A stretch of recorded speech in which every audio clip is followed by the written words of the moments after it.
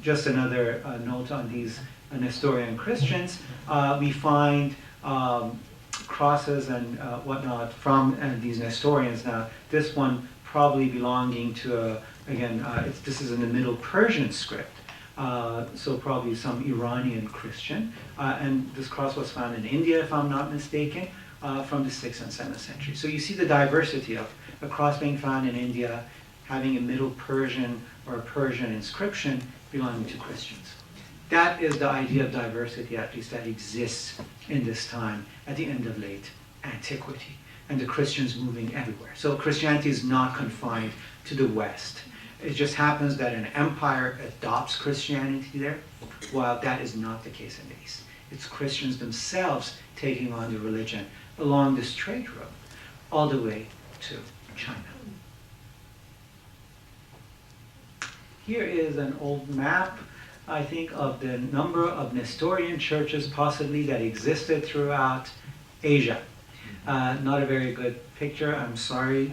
Of course, I took it off the internet, but you could see the number of churches. Here's the Iranian plateau. Here is our Central Asia Silk Road and China. So they seem to have been quite active and quite successful. All the way by the 8th century, we know there are strong Christian communities everywhere. And it is when it comes to Islam that things are going to change in terms of the balance of number of Christians vis-a-vis the Muslims. That is Christianity. But also Buddhism is another religion that we don't usually associate with the West or Western Asia. We think of it usually, let's say, China or perhaps India, its original homeland. But Buddhism also moved westward because of this possibility of trade and exchange. Now, let's not think of the Mongol invasion, because this is, of course, far later. But we already know early on in the first millennium, Buddhist communities are moving all the way, and this city of Bamiyan, of course, is an important location. Most of you have heard of it. Moving all the way to what is modern Eastern Day Iran, and also this Iranian world of Afghanistan and Tajikistan up here. What we have are, again, a large number of texts that are just being discovered more and more. In fact, one of my colleagues just informed me that more texts in a Middle Iranian language called Khotanese is coming up and being discovered. That gives us a sense of these Iranian speakers on this Silk Road producing Buddhist texts, either translating texts from Sanskrit or other languages or producing it themselves. Here's I think it's the longest Khotanese poem, a Buddhist poem that we have in the Middle Iranian language. It's called the Book of Zambasta. So if you're interested in Buddhism and you're interested in 7th century Buddhism in an Iranian language, do check out the Book of Zambasta. And so I took a passage from this Book of Zambasta for you, which says, he gave up world dominion, yet he is not proud because of this matter, since he is in every way faultless. Who is he? Who's the text referring to? The Buddha, exactly.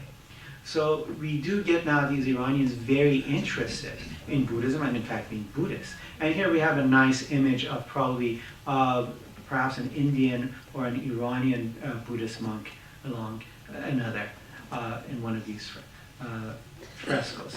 So here is Kabul, the Bamiyan area. So we're talking about, and here's Khotan. Can I see? Here's Khotan. So the Khotanese texts are found relatively in this area. A large number and still being found in the Middle Iranian languages.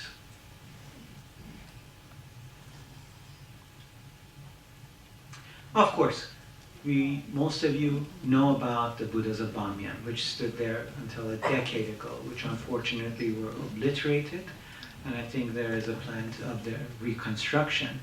But that should also tell us of the existence of Buddhism in the Eastern Iranian world, at least all the way to the end of the first millennium of Common Era. In fact, a famous family that show up in all of these Persian medieval texts, who were ministers or viziers to the caliphs, are known as the Barmakid family. And these Barmakids were Buddhist. They tell us they're Buddhist. In their genealogy, it's clear that they're Buddhist. And at some point during the caliphate of the Abbasids, they become Muslim. But that tells us that there are probably other Buddhists around. And Buddhism is going to lose out eventually in the Middle East and the Iranian world to Islam because of the importance of trade and the economic power of the Muslims. And we'll see this at the end of the lecture. I'll say a bit more about that. But so again, we have evidence of now Buddhism moving westward as Christianity is going eastward. Now, if we go a little bit further west to the Iranian Empire of the Sasanians, a coinage from the Sasanian Empire should give us a sense of what religion they belong to. Here is a fire altar, and if this is the crown of the king, and I think that's exactly its replica in the back, holding a barsom or these sacred twigs before the sacred fire, suggests strongly that they are Zoroastrian. And if we're not, again, convinced that they're not, if they're Zoroastrians or not, all you have to do is read the inscription. The first word that they use in this coin is Mazdesn, a Middle Persian form of Mazda worshipper. Mazda worshipper refers to this deity Ahura Mazda, the supreme deity in the Zoroastrian tradition. So the image of the fire altar, the king paying homage to the fire, and having the word that first and foremost he's a Mazda worshipper, tells us that he's a Zoroastrian. And that's what is like to be projected to the population on the coins that they are minting. And the Sasanian Empire was very much a monetary economy. This is not that 10,000 coins are being minted. Each province minted its own coinage. There were other fractions of this silver coinage which had the exact image. So it is a very good mobile imperial propaganda, already from the 3rd century of Common Era. Now, as there are Zoroastrians, you need to have Zoroastrian priests. And the most interesting of the Zoroastrian priests in the 3rd century is a man by the name of Kerdir. He's interesting for several reasons, quite fascinating. I think most importantly is that he is the one who leaves us several inscriptions throughout this Iranian world. And no other person except the king was able to do that. So that tells us something about his power and his ability and what he wanted to tell people. These inscriptions, this is the shortest one in Naqsh Rajab, and here is Mr. Kerdir, the bent forefinger, the idea of submission. He's telling you that he is, obeying, or you should obey him, perhaps. Gives us a tale of what he did and why he did what he did. Again, most interesting is his idea of travel or journey to heaven and hell. This idea of out-of-body travel that we find it in Islamic literature, the idea of Mi'raj. We already find it in the Zoroastrian tradition. He tells us he went to heaven and hell. And by the way, there's this middle place that he calls Hamistegan in Middle Persian, meaning sort of the purgatory. These Zoroastrian texts, when your good deeds and bad deeds equal each other, you end up in that location, and you're huddled together in this dark place until the end of time when you're judged. And so we get these ideas already in the 3rd century. And why does he have to go to heaven and hell?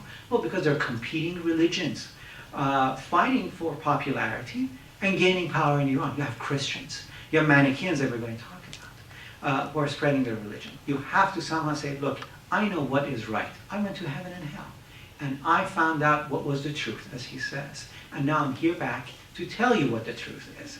And so he leaves documents as much as he can to prove the correctness of his religious belief. And that's why I think Kerdir is this, again, fascinating defender of Zoroastrianism in the 3rd century, looking at the Iranian plateau. Going a bit further, before we go further west, here is a Chahar Taqi, which is associated with the fire temple. You find these in hundreds throughout the Iranian plateau. The further you move from the province of Fars, the less they become in number. Perhaps in the province of Fars, that is southwestern Iran, you have probably several dozen, and as you moved eastward, they become less and less, at least what remains today. This is a better preserved and sort of reworked at Niyasad in central Iran, close to Kashan.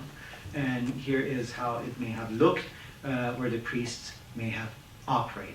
And so the number of temples tell us about the importance of Zoroastrianism.